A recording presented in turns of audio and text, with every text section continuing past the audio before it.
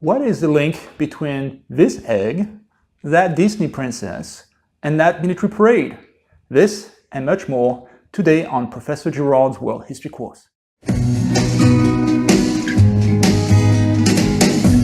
know much about history.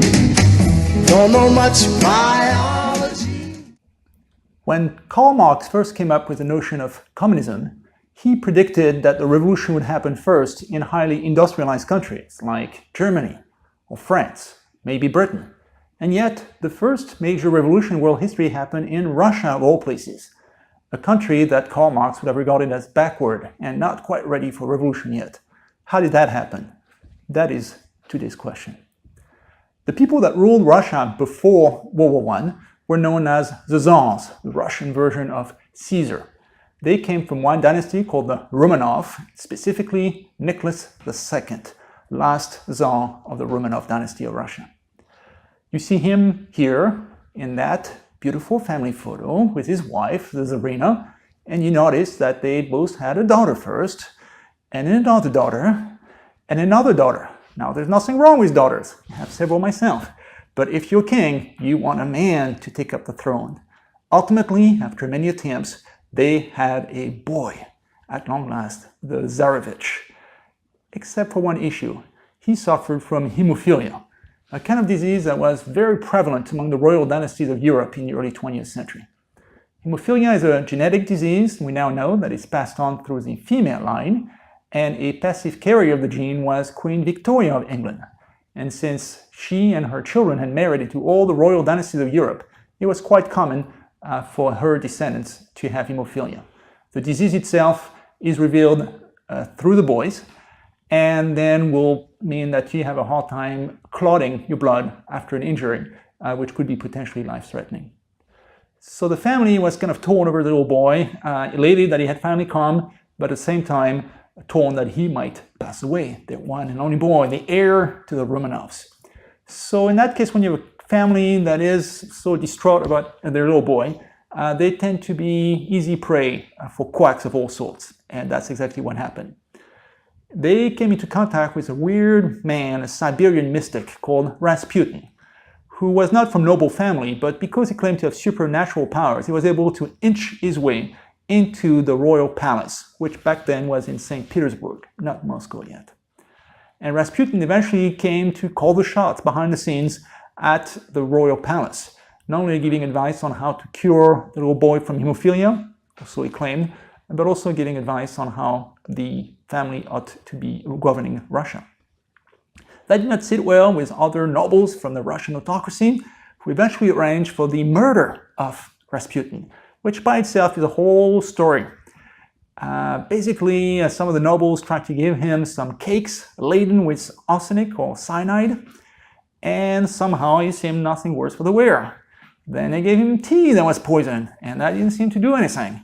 And then they shot him and left him for dead in the basement. He came back a couple hours later, and then he leapt at the aggressors because he was still alive and kicking and screaming. Think of it as Glenn Close in Fatal Attraction. Finally, after shooting him one more time, supposedly dead, they put him in a burlap sack and throw him into the river.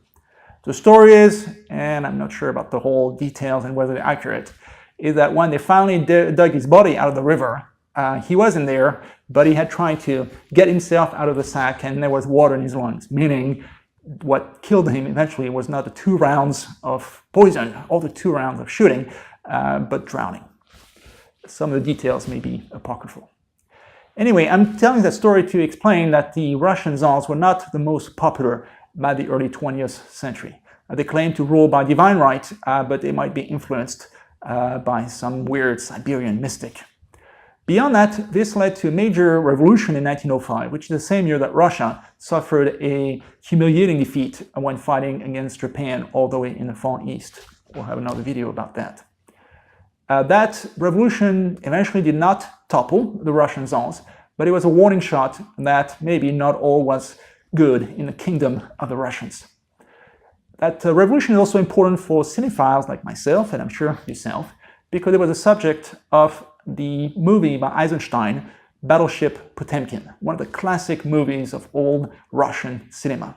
There's a scene in particular when the workers are going down the steps and the Cossacks are going up the steps shooting. It's just masterful editing, really groundbreaking and very influential for later cinemas that were inspired by it.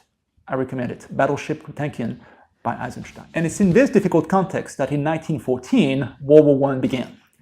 As we saw in an earlier video, World War I was fought between Germany and Austria and Hungary and the Ottoman Empire on one side, the Central Powers, and then Britain, France, Italy, Russia, later the US on the other side, the Entente powers or the Allies.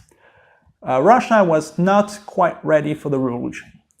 It was in the process of industrializing, but it had a very large population, and that's what made it such a valuable ally for the French and the British and the Americans. When the war began, many of the communists that wanted to start a revolution, and remember that at that point the communists in Russia are a tiny, tiny, tiny minority. The country is not industrialized. You don't have much of a blue-collar worker force in Russia. Those communists typically thought that the war was not a good thing. People tend to rally around the flag in times of war.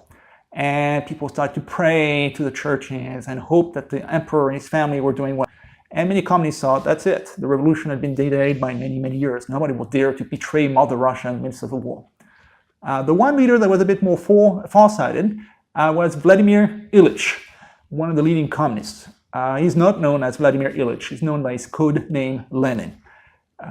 Russian autocracy was pretty strict toward the dissidents like the communists. So many of them had an alternate identity. Think of them as Bruce Banner or Clark Kent. But in that case, his secret code name was Lenin, L-E-N-I-N, and that's how we know him. And Lenin famously said that to him, World War I was a gift to the revolution. Sure enough, in the short run, people might get excited about the war, rally around the flag, praise the autocrat. But then, just wait a few months, a few years, when the casualty lists start coming in, and people realize that war is not all fun and games, that many people would die, especially in Russia that was woefully unprepared for the war. And then a year, 2 years, 3 years down the line, maybe that would be the time to get the whole house of cards tumbling down. And his prediction came correct in his absence because he lived in exile in Switzerland. The Russian army fought bravely in World War I as it did in World War II, but with tremendous casualties. Also, this was an army that was quite hierarchical. The nobility would be in the officer position, in the fancy uniforms, and would really look down upon the privates that were mujiks, peasants, from far into the countryside of Russia. So you have stories, and a lot of them are right, actually correct, of Russian peasants drafted into the army and told, get out of the trenches, this is World War I, go across no man's land, attack the German trenches, a suicidal campaign already, but do so without a gun, because we haven't produced enough guns for every soldier in the army. So there might be only one gun for every 2 or 3 soldiers. But don't worry, many people die in World War I, so halfway through no man's land, all the men around you will be dead, and you'll just pick up a gun from one of the deceased comrades and then just carry on the fight. Clearly the kind of policy that does not instill confidence in the leadership of the Tsar. By 1916-17, you start having quite a few mutinies in the Russian army, which were partly due to strict discipline, social warfare, and also the limitations of the industrial power of Russia. In the meantime, you also have much unhappiness in the cities. Moscow, or the capital at the time, St. Petersburg, also known as Petrograd, the city of Peter. In that case, it would be involving more civilians, especially women. Because Russia was not quite prepared economically to deal with such a massive war, World War I, there would be severe shortages. That what little was produced would typically go to the army on the front line, and then civilians would just have to tighten the belt. Agricultural production was also down because so many of the peasants had been drafted into the army, and so you could only produce so much back at home. As a result, there would be bread shortages that would be deeply felt in the big cities like St. Petersburg. And you have plenty of women that are hungry, and their kids are hungry, and they're not too happy, and they go into the streets and demonstrate and start having bread demonstrations. This being an autocracy, the Tsar's response was to send in the Cossacks, the armed police, and just start to slash some skulls and so forth. If you're interested in another movie, there's a great one called Dr. Zhivago, based on the Boris Pasternak novel. And there's an early scene set during that time in the dying days of the Tsar, where you see some Cossacks attacking women begging for bread. This eventually degenerated into an outright revolution. which is known as the February Revolution, which happened in March of 1917. A bit confusing, the reason being that the Russians had not yet embraced the new Gregorian calendar of the popes, and we're using an older Julian calendar that's about 10 days off. So the February Revolution is actually in March of our calendar. This one is not involving communists. If you were to put all the politicians in Russia on a spectrum, to the far right would be the arch-conservatives, the supporters of the Tsar, the monarchists. To the far left would be the communists, the Bolsheviks, Lenin, and so forth. Those who did the February Revolution would be in between, moderates, who dreamed of having maybe a constitutional monarchy or some kind of democratic government with elected officials in the Western mold. The person that grew to power during that time, his name was Kerensky, and became Prime Minister of Russia. He would be the most appealing in Western eyes, at least, but he made some severe mistakes, actually one mistake. He felt that Russia had made a commitment, was allied to France or Britain, and had to see it through all the way to victory, no matter what the cost would be. As a result, the war continued, and all the evil that came with the war continued. The casualty lists were still as long, the bread shortages continued, discipline in the army was still as strict, and the mutinies continued. So after just 6 months in power, Kerensky had become as unpopular as the Tsar had been. That's when Lenin finally saw his opening, and we finally see him jumping into the revolution. Remember that he had lived in Switzerland in exile, and the Germans very cleverly thought, let's send him back to Russia in a sealed wagon, because we're afraid that he might escape and create a mess in Germany. No, let's send him straight to Russia and then let him create a mess in Russia, in our enemy. Lenin did just that. He organized the second revolution, usually known as the October Revolution, which happened in November by our calendar, also confusing. And this one is the famous communist revolution that we know of, the one that gets commemorated every year during the time when Russia was communist, with all these endless military parades in Moscow.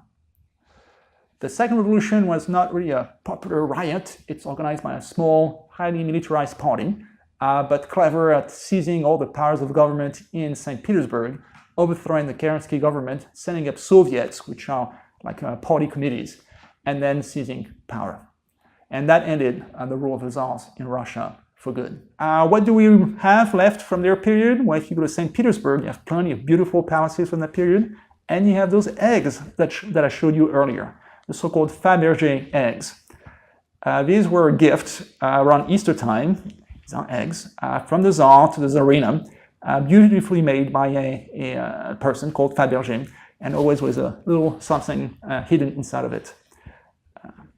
A bit like the Kinder Surprise, if you ever lived in Germany. The family of the Tsar fled.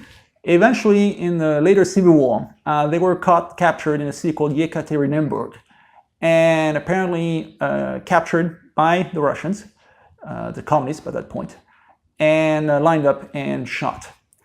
There was some controversy as to whether all the members of the family of the Tsar were killed. Specifically, one of the daughters you saw in that earlier picture, Anastasia was her name, the one that Disney eventually made a movie about. Supposedly, and so was the story, she had survived and then resurfaced in the 1920s and 30s in Europe, where a young woman, claimed to be the long-lost descendant, and people were not sure whether she told the truth or not. Or maybe she was just pursuing a con and trying to inherit some of the wealth of the family. And that wealth was considerable. As it turned out, Anastasia, the lady in the 1920s, was not the real one.